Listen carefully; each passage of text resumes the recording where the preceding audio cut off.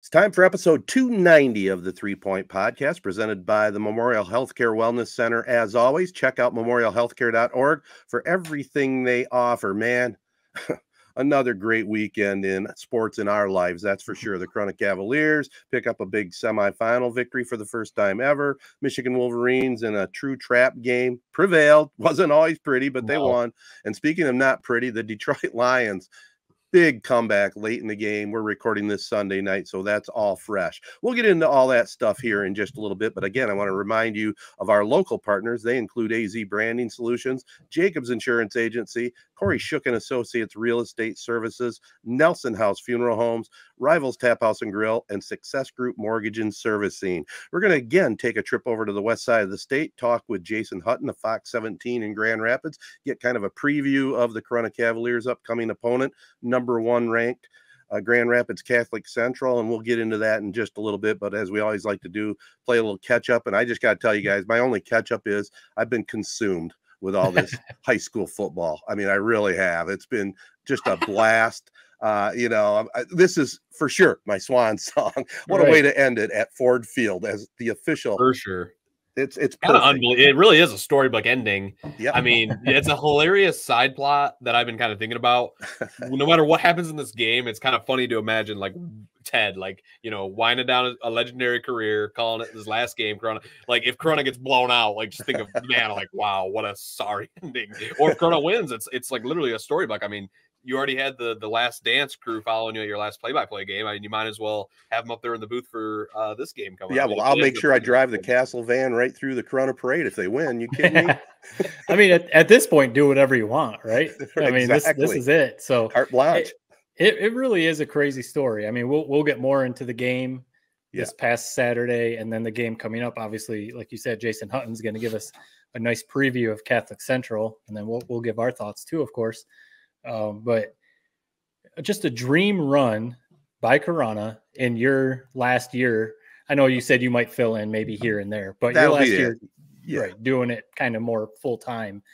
You get to call the Corunna Cavaliers at Ford Field. I mean, it's something we were talking a little bit before we started recording, and I've told some friends and commented on a couple Facebook posts. Like, honestly, it feels like a dream. I mean, I think, we all played at Corunna. We've all grew up in Corunna. We know the athletics and all that.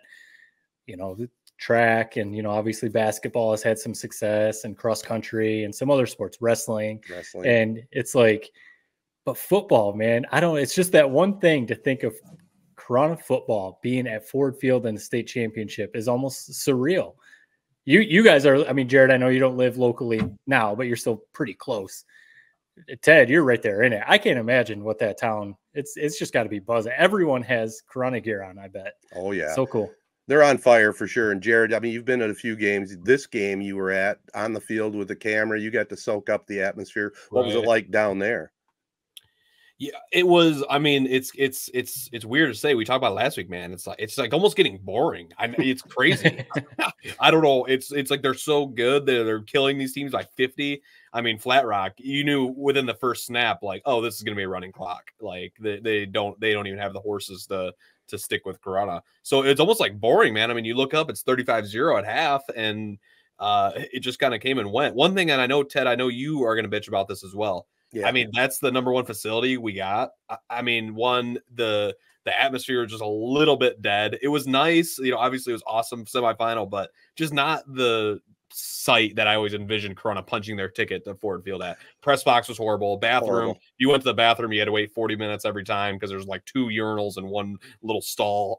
So maybe I'm gonna tee you up for that, Ted, because I know that's a very small subplot of the game. But what did you make of the Ypsilanti Lincoln facility?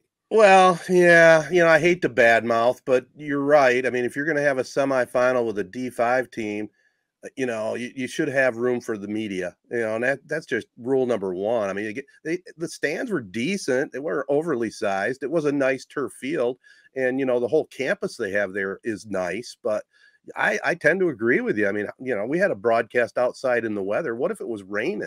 I mean, we would have been screwed. And the bad part is, the AD, nice guy, said he was going to have us all set up when I got the first inkling that we weren't going to be in the press box. And that was early last week. I mean, has he ever put on a football game? Because he had tables down on the track. We were supposed to broadcast down on Oh, the I track. saw those tables. Those are for us. Those are for us. Wow. What are we, Pat McAfee? Right. I mean, come on. Sideline view, man. That's different, but you can't call play-by-play like that, where you have no idea where the ball's at. That's definitely not ideal to be doing a radio broadcast from there. That's interesting, especially when you hear what Ovid LC played at the brand new facility in Grand Blanc. Oh, I was jealous. I was jealous of that. For sure. I think it was Catholic Central. They played their game at Ithaca, right? Yes. And so that I know they have a great facility. I think the Belleville game versus Davison was at Novi, which is like beautiful, the best, one of the best in the state. So when you hear of all these other settings, and you guys are trying to call play-by-play down on the track, that's kind of funny. Bring that up with your guy Jeff Kimmerly, who was on the podcast last week, maybe. Yeah, I got to be nice right now because I want to make sure I get into Ford Field. Right. So I'll wait till after that. It was cool. I'll say real quick, it was really cool to be watching the Michigan game and being able to listen to the call. I mean, it was a little hectic, because we'll talk about it later. But the Michigan game was a little bit stressful, I guess. But trying to listen, so I was kind of glad that Corunna blew them out, and I could kind of half pay attention to Corunna and then watch Michigan, because if both games would have been nail biters, that would have been very stressful. But, yeah. I do want to mention, the big news. Jim Woodworth spearheading a big party down in Detroit at Buffalo Wild Wings Sunday afternoon, about 12 to 3 o'clock, I think is the official party time. 3 Point Podcast will be down there broadcasting live from Buffalo Wild Wings. This is going to be a blast, guys. And I've already gotten a lot of input from Cavalier fans that are planning on going down there. So follow our social media sites. There'll be all the details there. I think there's a $10 cover charge. All ages are welcome, but there'll be food provided. And, it's going to be a great time. Yeah, and I think that the $10 cover I saw is a donation to, is it the Corunna Foundation? Corunna Foundation. Yep, all the profits go to that. Yep. So, it's a good cause too. You get to go there and, I mean, awesome. Be amongst Cavalier Nation and just talk about Corunna for a few hours before the game. Have some food, have a drink or two if that's what you want to do. And then, we're going to do a podcast live. You mentioned Pat McAfee. It's basically going to be like a game day, I mean, maybe not to that scale. Obviously. Yeah, maybe not James Madison. Maybe not quite the James Madison scene that there was this last weekend, but it'll be awesome. Yeah, it'll be cool. We're just going to be there amongst the crowd. We'll talk about Corunna. We'll try and do some interviews. Jared, you're going to be tied up, obviously, working for Bally. Right. Hopefully you can maybe step away for like 10 minutes and hop in. Yep. But it'll be broadcasting live on our Facebook page. So anyone out there who's listening who doesn't like or follow us on Facebook, do that. And if you're not going to be down in Detroit, you'll be able to watch that cool party on our Facebook Live. It'll be fun. So since I'm jealous of you guys, normally when I log on to this podcast, I'm like, God damn it, I got to talk to these two guys again. I'm just joking. But this next Sunday, I'm like, God, I really do wish I was there. Here's a couple of topics I want you guys to touch on. Can each of you guys provide us with your Mount Rushmore of your top 4 Corunna teams of all time? Yeah. And then can we get teams, and then can we do the quarterback thing has been a debate recently. Can we get the Mount Rushmore quarterbacks as well? I'm pretty sure I'm gonna be pissed with both of your guys' lists on both of those, but whatever. I think the fans will appreciate it. So are we going personal lists, or is this we're trying to be legitimate? Up to your interpretation. I think that's your own interpretation, however you want to take it. Because I remember some of the quarterbacks I watched as a kid through the 90s. But they maybe wouldn't be on the technical Mount Rushmore. So I think the way I like to view it, Ted is kind of more so like the Corunna historian. So his has to be more by the book. Yours is your interpretation. Okay. That seems fair. Yeah, that's why fun. Not? Yep. And depending on what we're doing at the and when it comes up at the tailgate, we might ask some other people's opinions. Right. And we might have some of those people on the Mount Rushmore might be there. And absolutely. We can say, come on over here and talk to us. So that's going to be really fun. I mean, it's just I'm glad that I'm able to fly back for it and be there finally. That's awesome. There's no way I could miss Corunna at Ford Field. No way. Yeah. And what is your official, when are you, because don't you work Saturday? I do. I work Saturday. What is your flight? What are you do? What is your plan? I think I'm actually even doing a 10 o'clock game Saturday night. So, and then I have a 6 o'clock flight Sunday morning. Oh, wow. So It's gonna be a quick turnaround, but hopefully it doesn't get canceled. Yeah, right. Matt'll be sitting in the airport watching it on his. Don't even speak that into existence. That would be hell. Oh yeah, my God. That's why I scheduled it early on Saturday, because if there was a delay or two, I'd still be able to make it. Yeah. Hopefully, I'd at least be there by noon minimum, so I can be there for the live podcast. But all right, good. It'll all work out. It'll be a good time. Good deal. Well, speaking of the Corunna Cavaliers, we're going to have the prep spotlight coming up next. We're going to be speaking with our man, Jason Hutton, out of the Grand Rapids area in Fox 17 right after this. All right, let's get this prep spotlight going. As always, the prep spotlight is brought to you by Jacobs Insurance.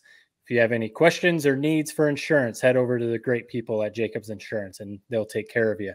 But this week we've got Jason Hutton on again. He's been on 3 Point Podcast a number of times now. But this is a big weekend, obviously, state championship weekend coming up after the holiday. And this is a big time of year, right, for you guys, especially on the west side. You always have a bunch of teams to cover, it seems like. Always, yeah. We got 4 this year, which is actually maybe a little less than we've had in the past, but always fun. I'll be honest with you guys. I don't know what to do on Friday. I've never had the day after Thanksgiving off. And this year, I'm really not sure what to do with myself on the day after Thanksgiving because I'm used to being at Ford Field, but it'll be Saturday, Sunday this year. You watch that Michigan State Penn State game at Ford Field, right? Oh man, what a game that's going to be! How exciting! Yeah. So yeah, obviously what we're going to touch on first. We'll get to some of the other teams that you guys are covering over there, but Grand Rapids Catholic Central will be teeing up against our Corunna Cavaliers, who beat Flat Rock this past Saturday. Running clock again in the second half for Corunna. I mean, they've been steamrolling teams, obviously, all season. It's been an awesome run for the Cavaliers. That being said, they're going up against one of the best programs in the state in any division in Grand Rapids Catholic Central. 5 out of the last 7 years, they've won a state championship, 11 total state championships. So, I mean, this is one of the premier programs in the state, not just in the Division 5. Break it down for us for our listeners, Corunna fans, or just fans of the state championship weekend. What is Corunna up against when they see the Cougars of Grand Rapids Catholic Central this year's team? Yeah, this is a really good team, a really good Grand Rapids Catholic Central team, and that's saying something because the bar is so high for that program because of all the things you just said, Matt. I mean, they are year in and year out. They're really good, and this is a really good Grand Rapids Catholic Central team. They have a quarterback in Connor Wolf, who I really like. I thought he was the player of the game when they beat West Catholic 2 weeks ago, 30-28 in that regional final. He's a senior. 2 years ago when they had Joey Silveri as their quarterback, Joey hurt his knee in the South Christian game of the regular season, and they ended up going with John Passano at quarterback, who was another senior who was outstanding wide receiver, a great athlete. And they played him at quarterback and ended up winning the state championship. But, that was a really good Grand Rapids Catholic Central team, and they won a lot of games by a lot of points. So Connor is a sophomore, got to play a lot of those games, including the state championship game. So he's got lots of varsity experience. Was the starter last year, has been the starter all the way this year. He's throwing the ball really well. I mean, Grand Rapids Catholic Central is an outstanding passing team. That's what they've always been under Todd Colster. They can always throw the football. He's got a lot of great weapons. The offensive line is good and experienced. But really, it's the skill. I mean, we talk about Kellen Russell Dixon, who is their starting running back. He's a 3-year starter at corner. I think he's outstanding. I don't know where he's going to end up in terms of college. I hear some Ivy League schools are looking at him. Certainly the GLIAC, Ferris State wants him badly. Yeah, I think he could play at the MAC personally, but we'll see he's just a really good football player. Yeah. So outside of Kellen Russell Dixon, they're wide receivers. Mill Coleman III is a wide receiver who came in from North Farmington. This is his first year at Catholic Central. His dad is, of course, Mill the Thrill Coleman, who was an outstanding player at Michigan State. And they have Jamie Williams as a wide receiver, a junior #1, who's really good. They've really been going to him here in this playoff run, who's been outstanding. Austin Baxter is another player as a senior who was a safety for them, moved to linebacker this year, but they play him at wide receiver some too. And that brings me to the defense. That was an area, probably a bigger question for them coming into this season. They didn't return a ton on defense. In fact, Baxter was one of the few, and they moved him from safety to linebacker, so he was playing a new position. That's a thing where with this program, you see them grow and develop throughout the year. Week 1, now sure, they played Loyola Academy out of Chicago, one of the best teams in the country, and they got rolled. But you can see this defense getting better and better every week. Last week, or the semifinal against Frankenmuth, they were outstanding. Yeah, they shut them out, right? They shut them out. Yeah, they held them to 200 30 yards or something, a total offense. So I see the defense getting a lot better, but offensively, I think Grand Rapids Catholic Central is really, really good, which I think makes for a fascinating matchup because nobody scored against Corunna all year. Right. This is, it really does sort of seem like a classic David versus Goliath matchup, which GRCC almost, what is it, 5 out of the last 7 years? You said, Matt, they've won the they've won the state championship. So one game that a lot of Corunna fans, especially, have been kind of circling is saying, hey, they can be beat. And I think it was kind of eye-opening last year to a lot of people was that semifinal game versus Gladwin where GRCC lost. Take me back to that game, and is there something to be said about that loss that Corunna actually should come into this game fairly confident, thinking they might be able to pull this game off? I got to believe Corunna is going to be confident based on their body work this year. I mean, they've destroyed everybody. They've played great. I don't think they need to look at that to say, hey, we have a chance. I think they got to believe they have a chance anyways. That'd be my opinion. Right. If you want to talk about the Gladwin game from last year, I mean, special teams is an excellent place to try to attack Grand Rapids Catholic Central. Gladwin returned 2 kicks for touchdowns. I mean, I think if you can score in special teams, that's certainly going to give you a chance in a game like that. So this is a very different Grand Rapids Catholic Central team. They were really young last year, especially on the offensive side of the football. But I think that Corunna is plenty confident and plenty capable. I see this as being, as you guys have talked about, one of the best games of the weekend, if not the best game. It's going to be a great matchup. Yeah, we think it should be a pretty good game for sure. Now, do you think it's going to be a low-scoring game or high-scoring game if you had to just make a prediction? Yeah, I would probably lean towards lower. It's interesting. I just got done talking about how I think Grand Rapids Catholic Central is better on the offensive side of the ball. Looking at the Frankenmuth stats, I was not at the game Saturday when Catholic Central played Frankenmuth. When you look at the stats, though, Frankenmuth ran 68 plays. Grand Rapids Catholic Central only ran 40. Now, that's a good recipe, right? If you want to try to beat Catholic Central, you want to be on the field more than them. Catholic Central still won the game 35-0. So you have to make sure you're scoring when you're on the field. I just think that Catholic Central's defense is playing a lot better. It seems like Corunna's defense is outstanding. I feel like you get in these situations where you get 2 great offenses like we have here, and everybody says it's going to be a shootout. But what you end up getting is you get 2 offenses that are really good, and maybe they stay on the field. So I don't think there's going to be a bunch of 3 and outs or possession changes.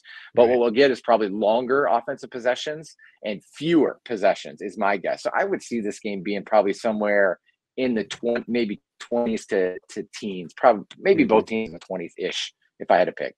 Yeah. Coming into that the Frankenmuth game, I looked it up. Frankenmuth was averaging basically like 46 points per game coming into that game against Catholic Central, and then Catholic Central blanked them. So obviously very impressive.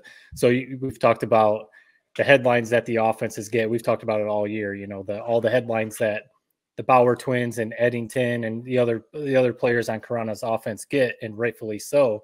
But the defense, as you talked about too a little earlier, the defense should be getting as much love as the offense because they've basically been shutting down teams that were putting up points like crazy. Goodrich, Hamady, Notre Dame Prep. I mean, they've handled some teams that previously were putting up a ton of points. So the defense for Catholic Central, if you had to say your opinion, where can Corunna attack Catholic Central's defense? Is it going to be on the ground, or should they air it out? If you had to say like where Corunna should attack Catholic Central's defense, what would you say in your opinion? I really like Grand Rapids Catholic Central secondary. Russell Dixon at one corner. Mill Coleman had gotten hurt late in the regular season and didn't play for a couple of weeks. Since he's come back, he was the other starting corner. They moved him to safety, and Brock Jones, a junior, who was the starting safety, has been playing corner. And I was surprised when Mill came back that they didn't put Mill back at corner and Brock back at safety, but they liked the way Brock played at corner. And then Mill played really well at safety against West Catholic. So I like the way Catholic Central secondary is playing. I think the better way to attack them would be on the ground. I think especially with the quarterback run would be a play because that's just so hard to defend, right? But you have to be balanced. I don't think you can just go, hey, we're going to run the 50 times. That's not going to work. And you're not going to go, hey, we're going to throw it 50 times. You're going to have some sort of ability to do both, I think, to be effective. And one thing I'd like to mention, you guys have kind of talked about the Gladwin game and some of this stuff for Catholic Central. It's probably unfair. And when we went out and talked to Catholic Central preseason, I really tried to guard against this. Like last year was not a failure for Grand Rapids Catholic Central, but it feels like it because they didn't get to Ford Field, right? I mean, to get to the state semifinals and win 11 games, I mean, almost anybody in the state would kill to do that. But at Grand Catholic Central, those kids feel like they failed because they lost in the state semifinal game. Like, they are motivated based on what happened last year to say, hey, you know, we can do this. And I feel like that's a factor with this team. It's important. So they're probably to the point with the program where you don't want to be the class that doesn't win a state championship. Like, that's kind of what you're saying. Whereas Corunna's at the point, this is their first trip to Ford Field. I mean, you've covered this sport forever, and you cover it better than anyone in the state. How cool is it? Some stories like that you get on state championship weekend. These teams going for their first ever state title versus teams who've done it basically every year. I love it. I mean, I was thinking about this, getting ready to talk to you guys tonight. Corunna right now really reminds me of Belding 1994. I was a freshman at Belding that year. That was our first state championship. And we went to the state championship game and played Detroit Country Day, mighty Detroit Country Day. Probably no one giving Belding a chance in that game, right? And we pulled it out 50-41 in one of the greatest state finals ever played. I mean, Belding was down 33-14 at halftime. I remember trying to leave. I was like, let's go home. You know, we're getting beat 33-14. We're playing Country Day. I don't want to stay for the second half. And Belding comes back and wins 50-41. This game really reminds me of that. I'm not saying Corunna's going to win in a crazy game like that. But I'm saying is Corunna kind of feels like Belding to me, and Catholic Central like Country Day. It's wonderful. It's what makes it so much fun. Yeah. Switching gears a little bit, I'm hoping you have some good news for me on this front. So all of us are kind of, Suedo Muskegon fans. They were still run triple option. That's what Corunna ran for the longest time. We know our famous alumni, Tony Anise, was a coach at Muskegon for the longest time. A lot of the scuttlebutt is that they might be running into a bit of a buzzsaw in your kind of boy, Dan Roan, for De La Salle. Come on, they got a chance this week, right? I need them to win this game. They definitely have a chance. I would say they definitely have a chance. I think this is the best Muskegon team since the 2017 team, which won the state championship. It's hard to bet against Dan Roan. He's so good. He's such a good coach. I'll tell you this, when they played in week 2, now that was a long time ago, right? 12 weeks ago. I mean, Muskegon had the lead late in the third quarter, and they had a bad fourth quarter. De La Salle won the game in the fourth quarter, right? And that's winning time. That's what you got to do. I would say Muskegon, and I know De La Salle has too. Well, I'm not as familiar with De La Salle because I haven't seen them or been close to them. Muskegon has just gotten better every week. That's how they went from 0-2 to the state championship game. So I think they have a chance, but I think that's going to be another great game, and it's really hard to bet against Dan Roan. But I think this is a really good Muskegon team. Also in the Grand Rapids area, you got South Christian taking on Harper Woods, both 10-3. How about the Sailors this year? Matt loves the Sailors. Never. This is a great run by South Christian. I certainly didn't see this coming. I think a lot of people are a little bit surprised. They lost their last 2 games of the regular season. They lost to Grand Catholic Central in week 8, which was our game of the week. And then they lost to Wayland in week 9, and then turned around and played Wayland in the first round of the playoffs and played really, really well. They made some changes defensively. They weren't playing everybody both ways during the regular season. It kind of gets to playoff time and start taking some of your better offensive players, playing them at defense. They've been outstanding defensively in this postseason run. They were not good. I'm not sugarcoating it here. They were not good on defense during the regular season. Yeah. And they've been really good on defense in the postseason. And when you do that, it gives you a chance, because when they have Carson Biss and Jake Vermas on offense, I mean, those guys are special, right? And offensively, South Christian's good. Last year, when South Christian went undefeated, for only time in program history they've ever had a 14-0 state championship season, they were outstanding on defense, and they had Jake DeHaan and the crew on offense. Right. They were complete. This year, they just hadn't been as good on defense, but in the playoffs, they have been. I'll say this. I don't know much about Harper Woods, but I was studying them at the start of the playoffs, and they play basically a Division I schedule, right? Yeah. I mean, they played the best of the best. And I think that Harper Woods is going to be tough to beat. Harper Woods' big stud is Jacob Oden. I mean, he's a Michigan commit. His dad's actually the coach, Rod Oden. And basically they started their kind of program when those two guys kind of came in, whatever it was, 4 or 5 years ago. And they basically said, we built this program to what it is now. That's a really fun matchup. A lot of people have kind of been lesser on Division 4 because of how good Division 5 has been. But I really think for a division that maybe didn't live up to the hype, preseason, I really think it's going to be a really fun championship game. This is kind of a broad question, but we talk about the Division 5 game. There's a lot of hype around that one for sure. In your opinion, is that the number one game of the weekend? What one are you looking forward to the most? Yeah, I would say it's probably the game I'm looking forward to the most. I'm really looking forward to Muskegon De La Salle. You're asking me like pick my favorite kid here. Right. I guess I'll say D5. I'm excited. I'm really looking forward to it. I love the Muskegon De La Salle matchup too. I'm so fortunate that I don't have to cover the D1 game, so I can just sit there and watch Bryce Underwood play, which is always fun. That'll be fun. Although it doesn't seem like anyone has a chance. I mean, Belleville's just killing people. It's kind of crazy, to be honest with you.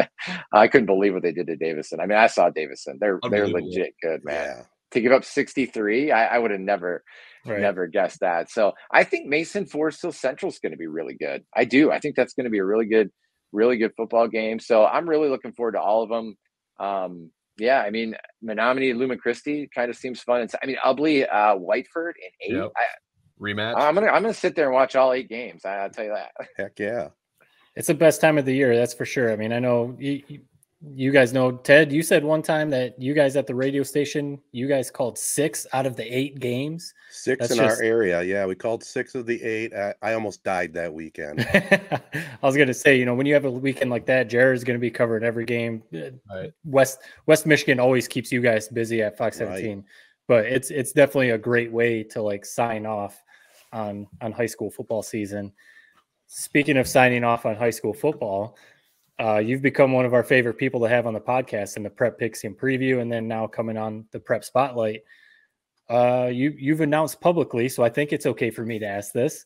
You're officially leaving the business, right? Maybe give our listeners a little bit. You're stepping away from local news, huh? I am, yeah. 17 years I've been at Fox 17, so I guess it was a fitting way to go out.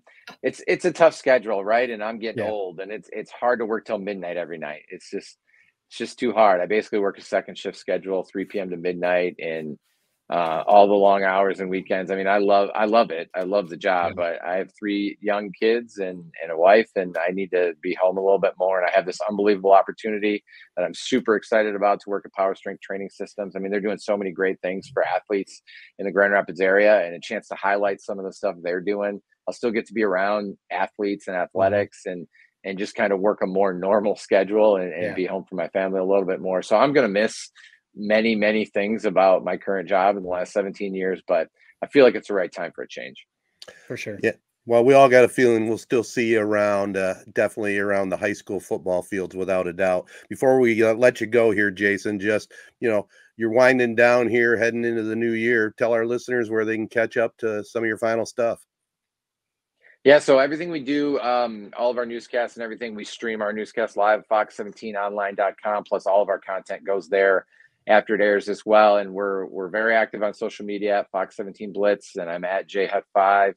Facebook, I never thought Facebook would become what it's become for me. I was never good at Facebook or anything, and Twitter was always my thing. But yeah, Jason Hutton, Fox 17 on Facebook has kind of become where people like to get mad at me. So I'll be there. I'll be there if you need me when I don't rank your team or I pick against you. People get in line now. They want me to pick the other team because I get the picks wrong so much. Oh. So you guys will be happy when I pick Catholic Central in Division 5. You're sitting pretty. All right. And I will think real quick. I do appreciate what you said about your top 10 rankings, where just because teams are eliminated doesn't mean that automatically they're spot in the top 10. You might as well not even do it at that point. Might as well just be a survivor pool of the teams that are left. So I appreciated what you said. I agree with you on your stance. Some people want to do top 10 and they only want to do top 10 of people still playing. And I've never been that way. Like my top 10 is legit top 10. Like I'll rank West Ottawa if they have a losing record, but they have to play all these OK Red teams. Like right. I think they would beat some of these Division 4 and 5 teams in the playoffs. I mean, life in Division 1 is difficult. And when you're playing all Division 1 school, like I'm just going to rank the 10 best teams. I'm not taking into account the fact that you only have 300 kids in your school. You know what I mean? I'm just ranking the best 10. People don't like it. Some people don't like it. That's all good. They're all still watching though. That's number one right there. Hey, we appreciate the time, man. And we'll catch you down the road at Ford Field. Hopefully you see you down there. Yeah, I appreciate it, guys. Thanks for having me on all the time. And even though I won't be in the business, if you ever need me for anything, I'll be here. I'm happy to do it. So thanks for having me. Sounds good. Jacobs Insurance Agency has served Shiawassee County and the surrounding areas since 1977. Just like 3 Point Podcasts, we've had 3 generations: Gary Jacobs Sr., Gary Jacobs II, Brian Jacobs, and myself, Noah Jacobs, serving our community. with offices in Waterford and Owasso on M21 just west of Home Depot. Stop in or go online to jacobsinsurance.com to get a quote or get your questions answered by our team. Jacobs Insurance is a proud supporter of our local schools and the proud sponsor of the Prep Spotlight. Insure everything, local, independent, and trusted. It's our family working together to protect yours. That's the Jacobs way. All right, guys, always good to catch up with Jason and see what he's up to. And, you know, we talked some about it. The football finals taking place Saturday and Sunday at Ford Field, but the semifinals just took place, and Jared and I were both there. Matt listened. We talked a little bit about it in the open, but Corunna just completely dominated Flat Rock. It kind of was expected. Corunna was a big favorite going in there, but you just never know. But Jaden Eddington, as he's done throughout the playoffs, led the way. 111 yards, 4 touchdown runs, all in the second quarter. Just a great playoff performer right now. And, you know, Corunna's quarterback, Wyatt Bauer, and Steve Herrick came up with a great call in the first quarter, going for it on 4th down and about 6. Got the touchdown to Tarek, and that really got it off and rolling. They never looked back. I mean, so you said 4 touchdowns for Jaden this game. He had 5 last week, right? Yeah. So just in the last 2 games in the playoffs, 9 touchdowns. I mean, that's a full season for some running backs, you know, in high school football. So he's definitely seems like he's really taken on carrying the load. But, you know, the Bauer's playing great. The whole defense in general. You guys have been saying it all year on the broadcast. The offense gets a lot of the headlines, the newspaper clippings and all that. But, I mean, you can't say anything better. You can't say anything more about the defense. Just completely shutting teams down. And some good offenses. I mean, Flat Rock was a really good offense coming into this game, and Corunna shut them down basically. Completely. You notice how Corunna, it's almost like Michigan, where it's like they kill these teams. Other than this past weekend, Michigan didn't look great. Where they kill the teams, and then it's like, oh, they haven't played anybody. Right. They keep killing these teams. It's like, I mean, listen, just around the scuttlebutt around the office, you know, this is a really fun week, you know, for at Valley. So it's like scuttlebutt's like, oh, I don't know, you know, how many times think of all these people that put these games on every year. I've seen the kind of the young upstart Corunna, Frankenmuth, whoever going up again, and then GRCC waiting on the other side. How many times did they painted this picture and then GRCC kills that team? It's going to be different this year. I really believe that in my heart of hearts. I hope it's not my Corunna bias, just like perpetuating my brain. I really do think this team has the horses that's going to make this a hell of a game. You know, to win a state championship and to beat a program like Catholic Central, I mean, it's going to take a great game. Probably Corunna's a plus game to win. But I mean, they're going to stick with this team, and it's going to be a really fun game. It's not going to be that GRCC Grand Rapids blowout that a lot of people are accustomed to. I really believe that. I tend to agree with it. If people are still, and I understand that. I'm not trying to argue with people. I mean, I get it. But Corunna handled Goodrich, who went pretty deep in the D4 playoffs, and Notre Dame Prep was, you know, a favorite. They were up there as a favorite in D5, and it was close. I know tied at one point in the second half, but then Corunna pulled away. So they do have some noteworthy wins on their resume. But going up against, I mean, it really is like a David and Goliath type of matchup with 11-time state champion Grand Rapids Catholic Central, 5 out of the last 7, and then Corunna with their first ever appearance, you know, at Ford Field. So, hey man, you got to just stick with what you've been doing all year, and you know, and leave it all out there. And there's no reason for Corunna not to believe that they can't win this game. I can tell you just by knowing these kids, they believe they are going to win this game, and so does Steve Herrick, and that's what you want. You know, the little thing about the injury to Wyatt, now that's the big question mark right now. But you know, he suffered an injury in the second quarter. We didn't even see it. I don't know if you did, Jared. You know, in fact, Casey thought it might have happened when he was holding on one of the extra points, but he hurt his shoulder in the second quarter. About 2 minutes to go with that one long run around the left sideline on the opposite side of the field. You know, we couldn't tell anything. He came back, was after that play, was still in the game, but obviously it was a painful injury. But the initial reports that I've received, you know, he's playing, baby. He told me this is high school broadcasting. You know, I loved it, man. I really did. The best part about it when it happened, I loved it. Yeah. So I think what you're referencing is you ran down there and you talked to Wyatt himself during the game. Yep. And the funny part, you know what I'm talking about. So anyone who didn't listen to the game, or if you were there, you know, whatever. you guys had just kind of brought up the whole Carissa Thompson thing and kind of the drama that she got into as a sideline reporter this past weekend. We don't need to get into all that, but you guys had just kind of made some jokes about that. And then next thing I know, you're running back up and you're like, you're out of breath and you're like, just talk to Wyatt. His shoulder, you know, you do your little report. I was like, this is amazing. Ted ran down. No, it really was. It was so simple. And it's funny how like you can't talk to the players. Like, it's funny how you went right up to them. Are you okay? Yeah. You can play next week? Yeah, probably. All right. And then we're right back and did your job. Hey, that's how you do it, man. Yeah, absolutely. You've done it for 40 years. You can't be shy, man, in this business. That's for sure. And I will say this. I mean, he flat out told me too, I'm playing next week. He said it. So, I mean, you gotta think if his arm isn't falling off, he's going to go out there and at least give it a go. There's no way that you can't, but you know, hopefully everything is good and it doesn't completely affect, you know, his play, but we know too, they've got a loaded roster and they got a bunch of guys who will step up if he can't be 100%. So absolutely. And, you know, and we've talked all year about the offense and the defense. We've talked about Braden Anderjack, the kicker, which is very strong. I mean, now I think he's got 44 touchbacks alone with all the PATs he's had and the field goals.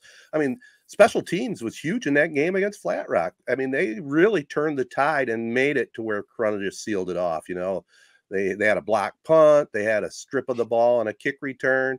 I mean, all aspects of the game. They're just, it's the greatest team I've ever seen at Corunna, without a doubt. It's amazing. Yeah. Complete team, top to bottom. And I know you guys talk about all the time on the radio. Offensive and defensive line also carry that team. So so high praise and just get it done. One more to go, guys. That's for sure.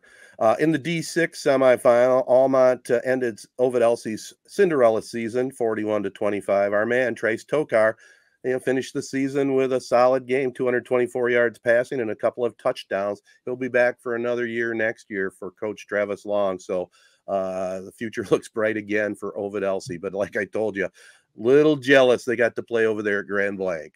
That would have been fun to be in that stadium. Yeah, it sounds like a nice facility. Obviously, I've never seen it, but there's a bunch of, so Almont, we would have liked to see Ovid Elsie make it to Ford Field. This is Almont's, I think it's their first appearance. They've never won a state title, but I think I saw it's their first appearance too. Right. But there's a number of teams, including Corunna, who are in the state titles going for their first ever state championship. Right. Mason is in there. Yeah. Really cool story. Really cool story with Mason. Ubley, our friends over at Thumb Tailgater over there on the east side. Their coach is retiring after this game, a long-time coach. I think I saw two other ones. Southfield A&T, they're playing Belleville, so good luck there. Yeah. And Harper Woods, I think I saw who is in D4. So anyway, I just looked up a bunch of teams going, including Corunna too. A bunch of teams going for their first ever state title. Pretty cool. Yeah, and I can even just to piggyback up on what you're saying, man. I can kind of, so like you said, that Harper Woods team, we did a story on them earlier this year. Basically, Rod Oden is their coach, and Jacob Oden is his son. He's their stud. He's going to Michigan, actually. Oh, nice. Wide receiver, defensive back. Basically, and we were talking to them. Jacob Oden said there really wasn't a program until we came here. Kind of built this program from basically nothing. And they just rebuilt their whole new football field this year. So like a lot of excitement around that team. And they're playing against South Christian, who stud basketball team, won the state title last year in football. Jake Vermas is a really good wide receiver for them, and a really hell of a basketball player too. Same thing with Carson V's, who's their quarterback, who got hurt. And maybe Hutton can expound about that more in basketball, but he was their best basketball player, got hurt. So he's going to look for a little bit of revenge and get a title in a different sport for football. Probably we're looking to do the same thing in basketball too. And then De La Salle and Muskegon in Division III. I mean, two powerhouse programs there every year. I mean, Muskegon only have won one state title out of their last 7 trips to Ford Field. So just looking to kind of change the mojo there. We talk about Mason and Forest Hill Central. I think Mason's going to be the favorite in that game. Yeah. Lansing, Mid-Michigan, like we talked about, Ted, your swan song. They put it together for you this year, man. They did. Like, we're gonna have some good football squads. And then, like you said, Matt, I mean, Belleville, Southfield A&T.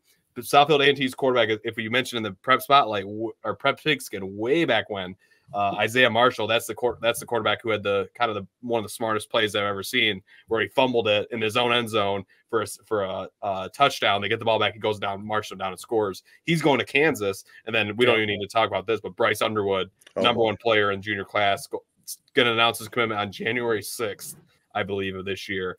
A lot of people are thinking LSU, maybe Colorado, maybe Michigan. So that's going to be a really fun matchup in Division I. After you guys are all walking out of the stadium, with the title on your head, with the crown, heading back to Corunna. But I'll be there watching that one. So, yeah, it's going to be a really fun weekend, man. I think there's a lot of really fun matchups for sure. A lot of good matchups and some really cool stories. I mean, I think Jeff Kimmerly mentioned it last week when we talked to him. Jared, you're doing all these stories for Bally Sports. Just so many cool stories, that always come out of this weekend. Yeah, as Jared likes to say, all hands on deck, right? Yeah. Yeah, it's going to be a long weekend for the boys, but it's always well done for sure. All right, guys, let's take another short break and talk a little bit of college and pro football right after this. All right, we're going to talk about what a awesome win that was. We will. There's one thing I got to say. The Aiden Hutchinson thing, man, it's reaching a boiling point. It really is, where every time it's like I'm starting to hate him. I love him. I'm a Michigan man. He freaking beat Ohio State for us. I'll owe him my life forever. But the nonstop negativity that I receive every time that goddamn player makes a play, and it's always the explanation point on these wins. Strip sacks. We saw it against the Falcons. Can we have one of these plays in a clutch situation where it's like the game is actually still in balance? I know it technically was today, but it really. I mean, that was a pretty clutch play. I know. I'm kind of going back on what I'm saying, but basically what I'm saying is, Hutchinson, thank you for making that play, but you're making my life hell, man. So I guess it's just kind of a win-win. If he doesn't perform, I don't have to hear about it, but when he does perform, it's usually an Lions win. But flat out, I mean, that was the official. I mean, we've said this like 10 times now. That had to be the official end of the SOL era, right? Oh, yeah. Just that's a game the Lions lose 100 out of 100 times up until today. I can't believe it. I really couldn't. I had basically accepted it was a loss. I did, with probably 8 minutes left to go when Justin Fields had that big first down run. I said, this is a loss. And the next thing you know, the entire momentum just totally changed and the Lions ended up getting it done. I mean, what a awesome win. That was looking to be like, what in the F is going on? This is the worst loss in the last couple of years. So just what a great win. It really was. What more can be said? Yeah, overall a great win, because it was a game that even though they were 7-2 coming in and a couple games up in the division, the Bears only had 3 wins. It's at home at Ford Field, the game before Thanksgiving. So it's like, you have to win this game at home, division, against one of the worst teams, at least record wise in the league.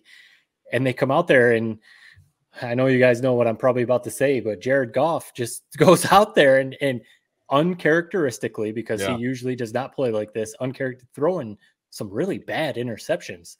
I mean, I know the one got tipped, but it still was it looked like it would have been a bad pass. So it almost looked like they were looking ahead to Thanksgiving. Like they thought, okay, Bears, we'll handle them, and we'll worry about Thanksgiving after today. And Justin Fields came out and was playing really well through like 3.5 quarters. And then, the last couple drives, he kind of, not like fell apart, but didn't seal the deal.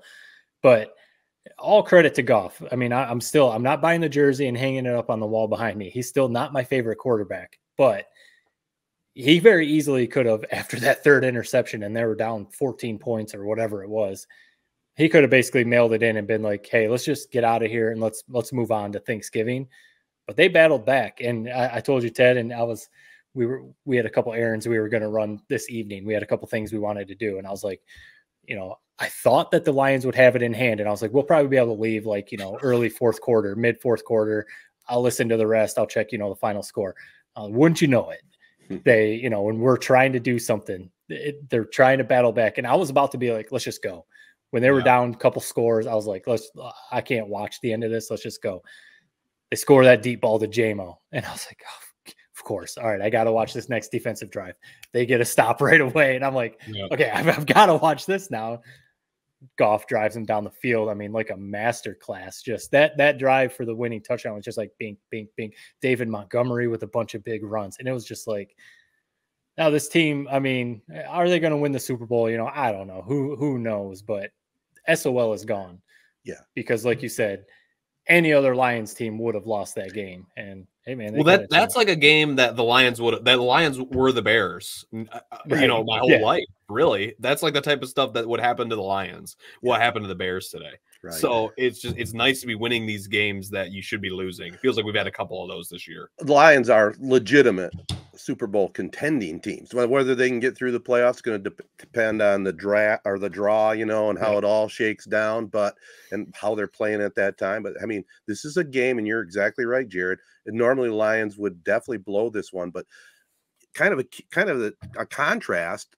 And I tweeted it that when the Lions forced them to kick that last field goal, that defense came up big right at that point to make it a 12-point game.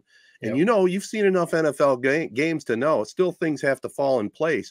But there was plenty of time to get those 2 touchdowns, and the Lions just magically did it perfectly. It was just absolute perfect. The last 2 scores and drives. It was just so fun. All they had to do was get that 1 touchdown in the end zone, make it a 1-score game, get the pressure on Fields, and you knew. I mean, this is my favorite saying, with scrub quarterbacks. Fields is going to Fields. So you gotta give him enough opportunities to show his colors. I mean, this defense, it was not a great day for them.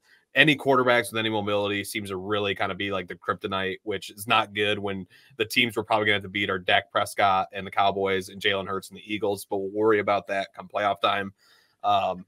But they got it done. And this team is getting some pieces back. Gardner Johnson's licking his chops, comes back. We know James Houston hopefully can provide something to this pass rush that's just been terrible.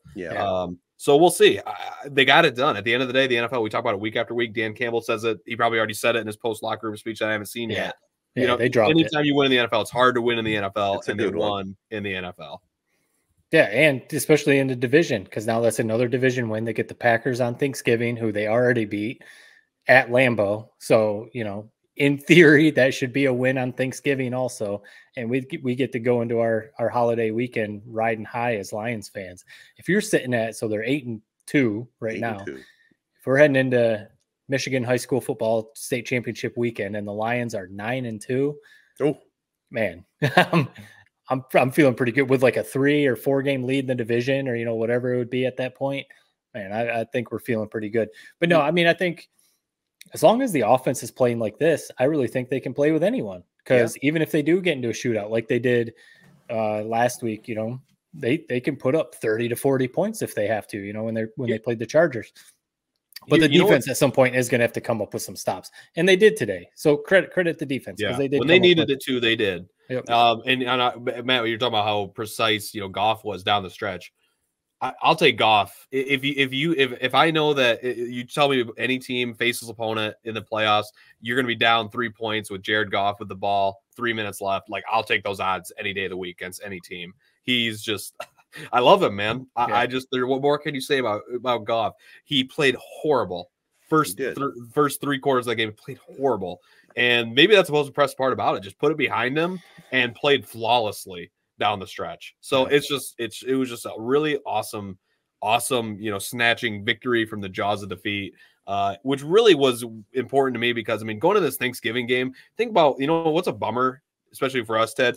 The one year the Lions are actually good, we watch that stupid Thanksgiving game every year as a family, and it's always a shitty game that they're losing by 20, 30, and it's a meaningless game. The one time it's actually a good game and like a team that's on the rise that's trying to win a Super Bowl, it's like we're not even gonna be watching it. So kind of just a bummer, man. But what was important about winning the game today is now we're going into Thanksgiving with a lot of momentum, and it's really going to be an awesome environment on Thursday. It is. I'm going to try to go to the game.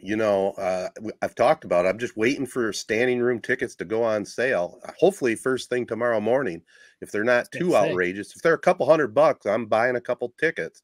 But if they're like $300, I don't know. That's going to be a rowdy atmosphere. That's for sure. My sister and her husband and one of my nephews were there, and they were sending some pictures, a couple videos, and I mean, you could tell on the broadcast. I mean, that place was rocking. Loud.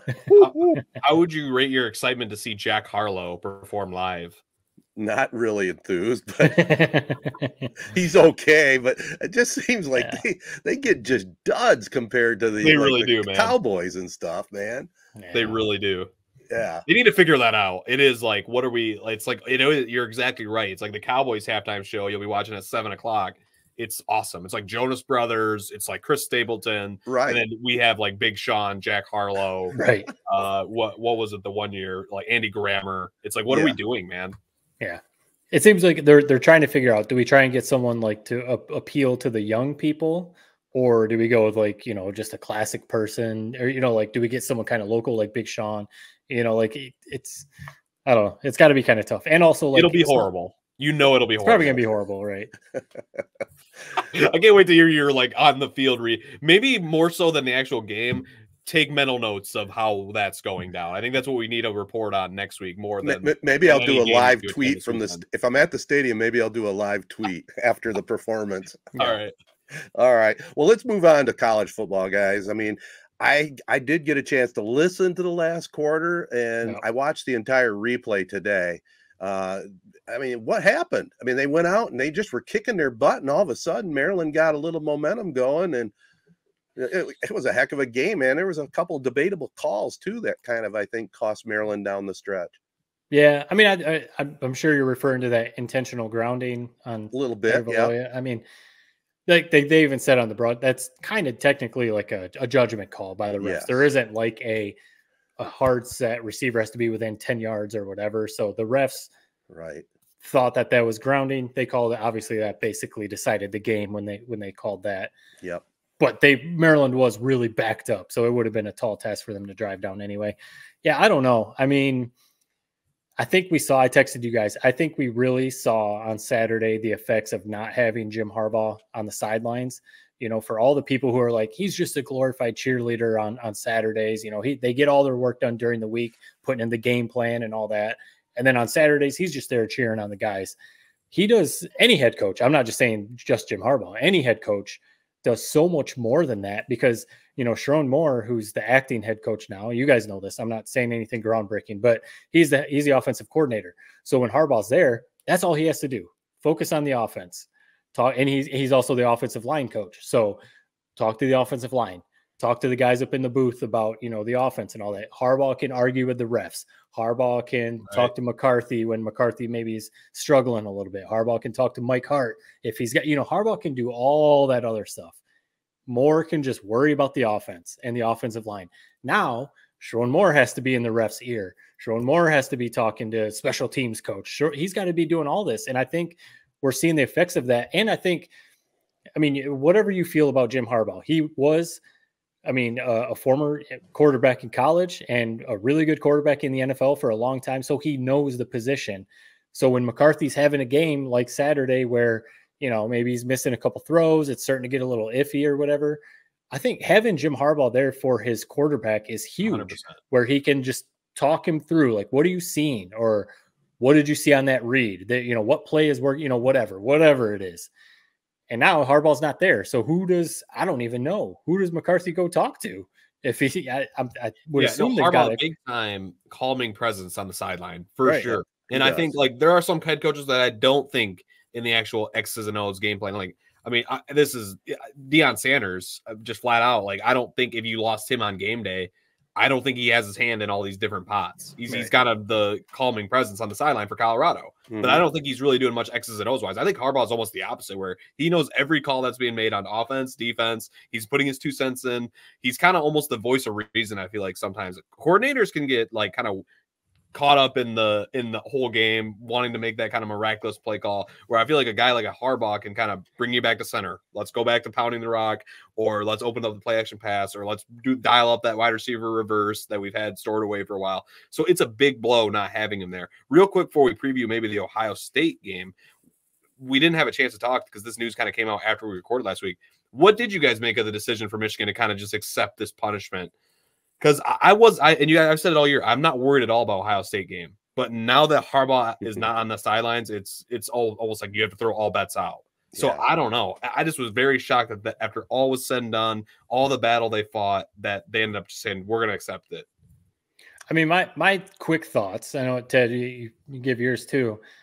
I think Michigan, with all of our debates and everything we talk about, a lot of times I fall down the middle. I fall down the middle on this. I don't think Michigan and Harbaugh are 100% innocent. I don't think this is completely, a witch hunt and all that kind of stuff. And I don't think it's the death penalty. Like some people are like, oh, they accepted this suspension. They must know the hammer's coming down and Harbaugh knew everything. And, the death penalty is coming for, I don't think it's that extreme.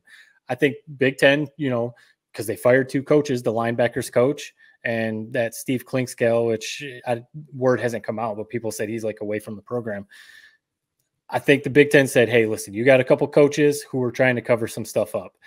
Partridge, the linebackers coach, apparently was telling players, don't tell anyone anything. If the media talks to you, don't say a word. Who knows what else he was trying to cover up? They fired him.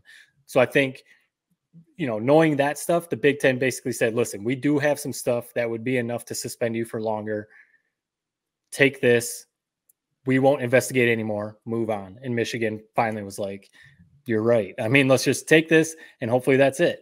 The NCAA one is still ongoing, but the NCAA has already said that they don't see a link between Harbaugh and all this stuff. So what else are they going to find? Who knows? I'm sure he's probably still going to face some sort of suspension and maybe a scholarship loss, but all this stuff also still is not a level 1 infraction. It's still like level 2 stuff. So, people acting like, again, death penalty, vacate wins, go ahead and win the national championship. You're going to have to vacate it anyway. That stuff, it's not going to happen unless they find something just absolutely terrible. Right now, what we know, it's not that serious, but it was enough for Michigan to say, yeah, take the suspension, move on. Yeah. I don't think it's as big of a deal.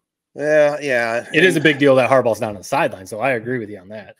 That is a big deal. I'm concerned though that the NCAA is not done finding things, and it was disturbing to find out about the cover-up. The cover-up is always what gets you, and there's that's what got Tressel in trouble. Everyone keeps bringing up Tressel. Yeah. Cover-up's worse than the crime most of the times, and I don't know if we're done hearing about you. If you think one coach knew about it, you don't think other coaches on that team knew about it? No, I don't know. How does the linebackers go? I don't know. That's the thing. Ugly. So the linebackers coach came in. He said he's still saying he didn't know, but when the news broke, 3 weeks ago, when everyone found out, that's when he started telling people, don't talk to the media. And who knows? He went and found he destroyed his laptop, destroyed the laptop, deleted files. So the that's linebackers. It. The linebacker destroying stuff, telling the team not to say anything doesn't bother me at all. Right. It's destroying your laptop. Right. But that's what I mean. He's still maintaining that he didn't know prior to this. Uh-huh. But when the NCAA broke the story, or when the media broke the story, that's when he was like, shit, well, I'm going to go find this Connor Stalions, his laptop, and start deleting every email from him and deleting everything. They're all still maintaining that they didn't know about this beforehand. Right. It very well could be true. This could have been the Stalions dude took his job to an extreme level, and the coaching staff just thought he was really good at his job. And then he got this booster, Uncle T or whatever, roped in to pay for it. That really could be the story, or some coaches are just lying and they knew about it all along. And I lean that way. Yeah, I lean that way. And we don't need to spend any more time. I mean, right. As far as I don't even necessarily care what happens after. It's like, let's just win this year. I mean, to be honest, we don't even got to talk about it, but I don't think Michigan's the best team in the country.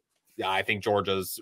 It's funny. It sucks, man. These SEC schools, it's like the time to get them is like Florida State, LSU, like week 1. Once these SEC schools start rolling and going through the SEC schedule and getting hardened by steel, it's like they're a totally different team at the end of the year. And then you got Michigan, who's kind of playing, Illinois and Maryland, and it's like you're just not getting the same like molding that those SEC schools are. So I'm officially like, I'd be shocked if Michigan ended up winning national title. I think Georgia just looks that goddamn good. But with that being said, this game, Ohio State, is a huge, huge game. I mean, 2 unbeatens, Michigan, Ohio State. I mean, you can't make that up, man. 2006, I remember how big that game was. This game, I mean, I think these teams have more of a chance at the national picture of winning a national title than those 06 teams ever did. So this game should be getting more hype than that is.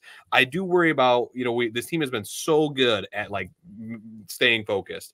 But once coaches start getting fired, I mean, those they're close with those guys. Those are who recruited these kids. Right. The linebackers, they're in the linebacker room with that linebacker coach more than any other coach.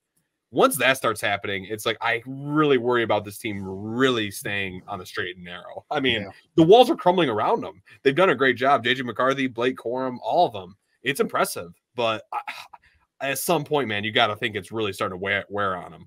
Yeah. It'll be a yeoman's task to beat Ohio State. There's no question about it. Even at home, with all this turmoil and everything going on, it's got to affect you mentally. And it's an Ohio State team that wasn't impressive early on, but they've kind of got it rolling now. So it's going to be a heck of a matchup. I get to watch it. I'm not going to be down at Ford Field like one of us.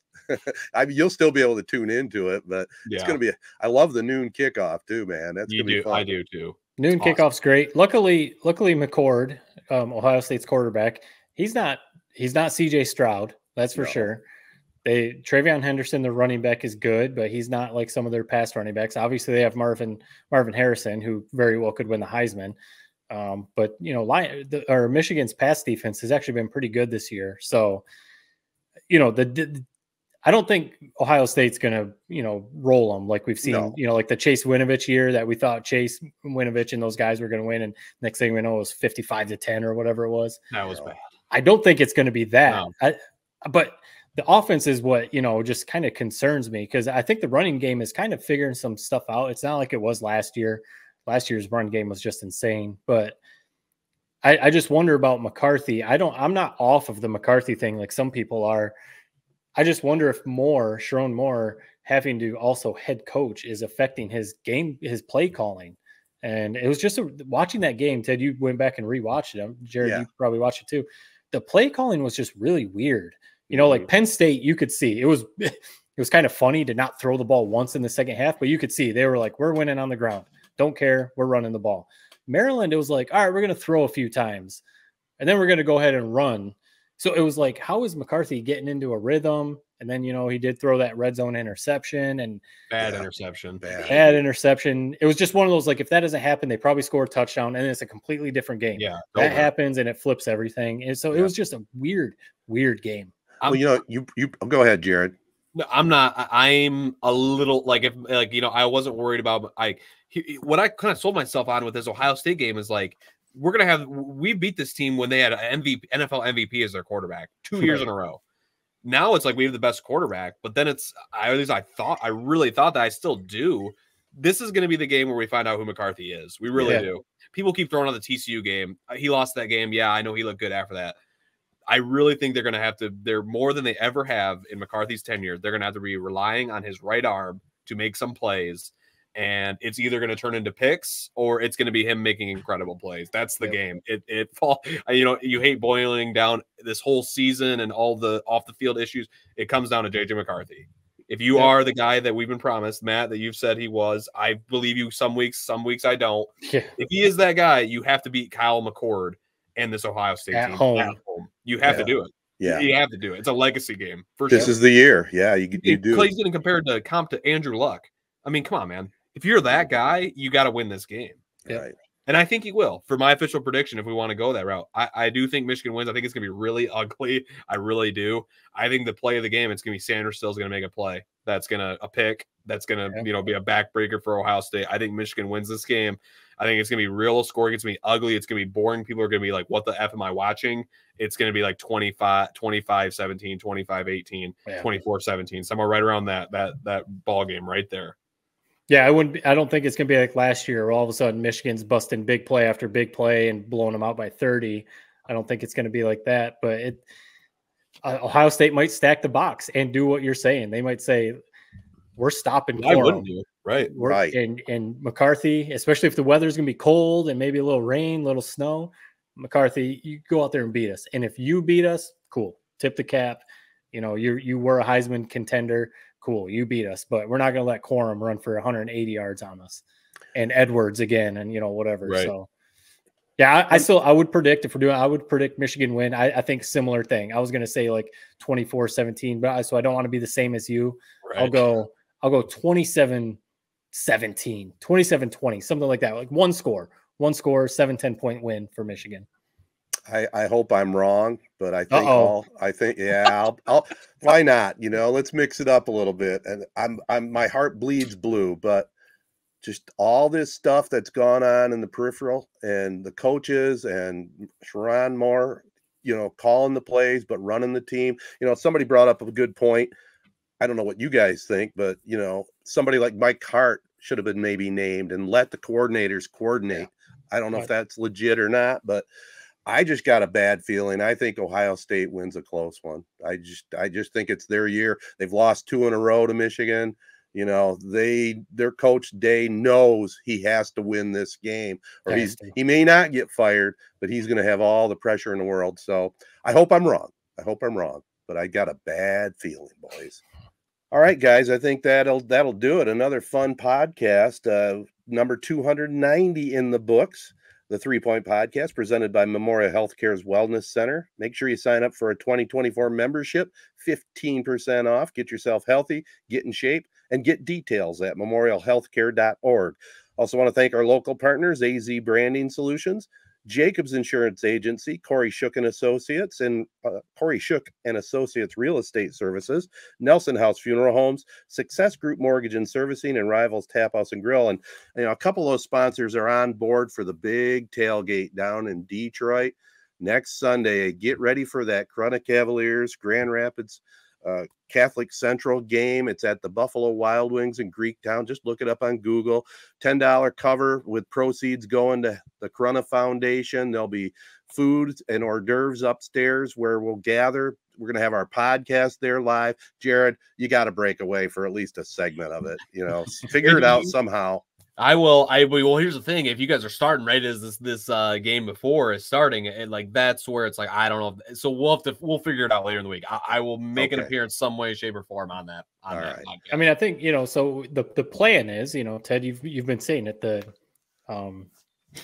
tailgate is from noon to 3, and then obviously Corunna plays at 4, so there's time to get from the tailgate over to Ford Field. We were planning like noon to 1, noon to 1:30 if we're having a good time. Ted, you've got to get up to the booth, obviously, but we're not going to go fully noon to 3. We figured, an hour and a half. An hour. Right. An hour and a half, like if we're really rolling with some interviews. But yeah, I mean, I want to also mingle with some people and have a good time too. But yeah, we're excited for this live podcast, and we've already got a bunch of people hitting us up and saying they're excited for it too. So it's funny how the one pod I'm not on, I've heard more people asking me about this pod that I'm not on than any stupid thing I've ever said on this show. So it's kind of funny how that works. Maybe it's good that you're not going to be there. Yeah. Anyway, we're going to have a lot of fun with that. And the Castle Game of the Week, the final game of the week in the football season, it will be live on Z92.5, the D5 final from Ford Field. The number 3 Corunna Cavaliers, 13-0, taking on number 1 Grand Rapids Catholic Central, 12-1. Their only loss to a powerhouse team out of Chicago. What were we talking about there? They got 11 state football championships, I guess, in their history. Just an amazing program. So Cavaliers will have to come ready to play, which I know they will. Can I just say it's the real quick? We got way long-winded. It is the perfect team for Corunna to play at Ford Field. It really is. Like it would have been kind of a bummer if it's like, Corunna versus Frankenmuth. No, it needs to be a David versus Goliath type matchup. That's how I always envisioned it for Corunna to be there. So it's awesome that it's kind of playing out that way. The farm boys against the big city. Exactly. Yep. Right. It's like when Boise State went up against Oklahoma in that bowl game. Yes. However many years ago, and Boise State pulled that wild upset. It might be something like that. You never know. Well, we're looking forward to the podcast. We're looking forward to saying hi to everybody. And I know the Corunna side of Ford Field will be jammed and having a lot of fun for sure. So we look forward to seeing everybody down there. That'll do it. Peace and love, everybody. Be kind. Thanks again for listening. When it comes to an emergency, time matters. At Memorial Healthcare in Owasso, our emergency department is Fast ER. We feature low wait times, and we're just a short drive from Flint and Lansing. With emergency trained providers and verification as a level 3 trauma center, Memorial is an acute stroke-ready hospital. For fast, friendly treatment of minor illnesses and injuries, Memorial Healthcare Urgent Care in Owasso and Durand is now open 7 days a week with service from 10 a.m. a.m. to 8 p.m. No appointment is needed, and we're conveniently located on North State Road across from Meyer in Owasso and on Lansing Road in Durand. We offer on-site x-ray and lab services too. Stop in Monday through Friday, 7:30 a.m. to 8 p.m. in Owasso and 6 a.m. to 8 p.m. in Durand. Saturday and Sunday, lab hours are from 10 a.m. to 8 p.m. in both Owasso and Durand. Memorial Healthcare, Fast ER, and with urgent care, lab, and x-ray services now 7 days a week. We invite you to find out more and visit us at memorialhealthcare.org. Rivals Taphouse and Grille is the area's go-to spot for the best in food and drink. Meet up with your friends and catch your favorite sporting events on over 20 high-def flat-screen TVs and our 120-inch projection screen. Rivals can handle your large or small parties and is an awesome spot to put on your fundraising events. Weekly food and drink specials including gourmet burgers, wings, pizza, homemade soup, and salads. Rivals also stocks a large selection of craft and domestic brews. Rivals Taphouse and Grille, the official gathering spot of 3 Point Podcast, located on the corner of Shiawassee and M21 in Corunna.